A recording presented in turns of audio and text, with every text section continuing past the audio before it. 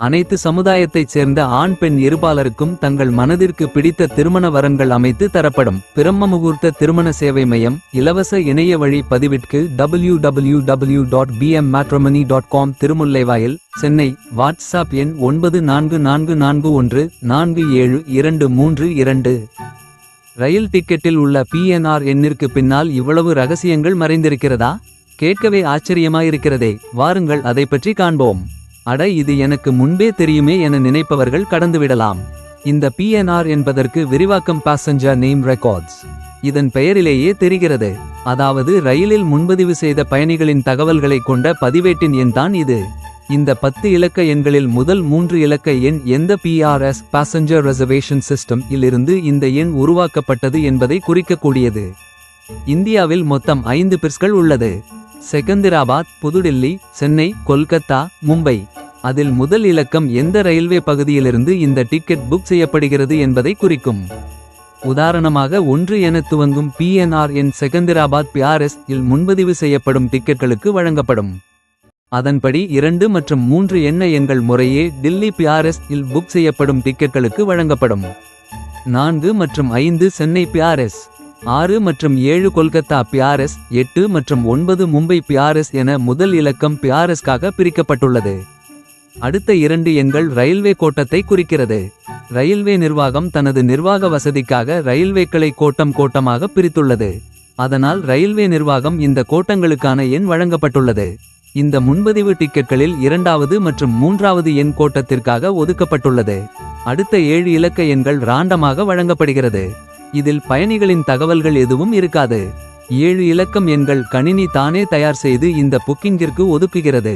இந்த 7 மற்றும் முதல் 3 எண்கள் இணைந்து மொத்தம் 10 எண்களாக PNR எண் வழங்கப்பட்டு அதில் பயணிகளின் தகவல்கள் சேமிக்கப்படுகிறது. ஒரு PNR எண்ணில் பயணிகள் குறித்த என்னென்ன தகவல்கள் எல்லாம் இருக்கிறது என காணலாம் வாருங்கள். அந்த டிக்கெட்டில் மொத்தம் எத்தனை பயணிகள் பயணிக்கிறார்கள், அவர்களின் பெயர், வயது, பாலினம் போன்ற தனிப்பட்ட தகவல்கள் பதிவாகியிருக்கும்.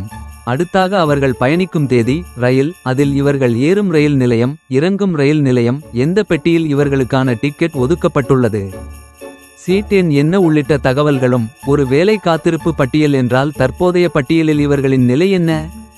இந்த பயணத்தின் போது பயணிகள் குறித்த தகவல் PNR இல் ஒப்பனாகத்தான் இருக்கும். பயணம் முடியும் வரை இந்த தகவல்களை PNR எண் இருந்தால் யார் வேண்டுமானாலும் பார்த்துக்கொள்ளலாம். பயணம் முடிந்ததும் இந்த PNR எண் லாக் செய்யப்படும். அதன்பின் இந்த தகவல்களை ரயில்வே அதிகாரிகளால் மட்டுமே பார்க்க முடியும். பயணிகளின் சுய விபரம் குறித்த தகவல்களை பாதுகாக்கும் நோக்கில் இந்த நடைமுறையை கொண்டு வந்துள்ளனர். அதன்பின் அந்த தகவல்கள் அடுத்த 9 மாதங்களுக்கு சர்வரில் பத்திரமாக பாதுகாக்கப்படும். அதுவரை அந்த PNR எண் யாருக்கும் வழங்கப்படாது. அதுவரை எந்த பிரச்சனையும் இல்லை என்றால் அந்த தகவல் முற்றிலுமாக அழிக்கப்பட்டு புதிதாக புக் செய்யப்படும் டிக்கெட்களுக்கு அதே பின்ரன் வழங்கப்பட்டுவிடும். ஒருவேளை பயணிகள் இந்த பயணம் குறித்து ஏதேனும் புகாரை பயணம் முடிந்ததும் தெரிவித்தால் அவர்கள் குறிப்பிட்ட PNR எண் மூலம் தான் டிக்கெட்டை புக் செய்வார்கள். அதனால் அப்பொழுது அந்த புகாரை விசாரணை செய்வதற்காக இந்த PNR எண்ணில் உள்ள தகவல்கள் 9 மாதங்களுக்கு பாதுகாக்கப்படுகிறது. ஒருவேளை புகார் செய்யப்பட்டு அந்த புகார் அடுத்த 9 மாதங்களுக்கு நிலுவையில் இருந்தாலோ அல்லது கோர்ட்டில் இது குறித்து வழக்கு இருந்தாலோ இந்த PNR எண் பிளாக் செய்யப்பட்டு குறிப்பிட்ட வழக்கு முடியும் வரை அல்லது புகார்கள் தீர்க்கப்படும் வரை மற்ற டிக்கெட்டிற்கு வழங்கப்படாது. இது மட்டுமல்ல, ரயில் பயணத்தின் போது ரயில்வே நிர்வாகத்திடமே உணவுகளை ஆர்டர் செய்ய வேண்டும் என்றால் PNR எண் மூலம் ஆர்டர் செய்தால் போது பயணத்தின் போது பயணிகள் இருக்கும் இடத்திற்கே இந்த உணவு டெலிவரி செய்யப்படும். இது மட்டுமல்ல, ரயில்வே நிலையங்களில் உள்ள ஓய்வு அறையை பயன்படுத்தவும் இந்த PNR எண் பயன்படும். ரயில்கள் விபத்தில் சிக்கினாலும் அதில் பயணித்தவர்களுக்கு நஷ்ட ஈடு, இழப்பீடு என அரசு வழங்கினால் அதை கோருவதற்கும் இந்த PNR எண் முக்கியமான விஷயமாக அமையும். அது மட்டுமல்ல, காத்திருப்பு பட்டியல், RAC போன்ற நிலைகளில் டிக்கெட் புக் செய்பவர்கள் பயணத்தின் போது தங்கள் டிக்கெட்டின் நிலை குறித்து அறிந்து கொள்ள உதவும். இந்த நிலை ஒவ்வொரு நிமிடமும் ஆன்லைனில் அப்டேட் ஆகிக்கொண்டே இருக்கும். இது மட்டுமல்ல, ஆன்லைனில் டிக்கெட் புக் செய்திருந்தால் நீங்கள் புக் செய்த டிக்கெட்டை செல்போன், லேப்டாப் போன்றவற்றில் காண்பிக்க முடியும். ஆனால் நேரடியாக ரயில் நிலையத்திற்கு சென்று டிக்கெட் புக் செய்தால் அந்த டிக்கெட்டை காண்பிக்க வேண்டும். அப்பொழுது தான் உங்கள் பயணம் வேலிடேட் செய்யப்பட்ட பயணமாக இருக்கும். அந்த டிக்கெட் தொலைந்துவிட்டாலோ அல்லது எடுக்க மறந்துவிட்டாலோ நீங்கள் சீட்டு இல்லாமல் பணித்தவராகவே கருதப்படுவீர்கள். இந்த பிரச்சனையை சமாளிக்கவும் PNR பயன்படுகிறது. உங்களுக்கு புக் செய்யப்பட்ட டிக்கெட் தொலைந்துவிட்டால் அதன் பிஎன்ஆர் எண் தெரிந்தால் போதும். அதை வைத்து அந்த டிக்கெட்டின் மற்றொரு காப்பியை வாங்கிவிட முடியும்.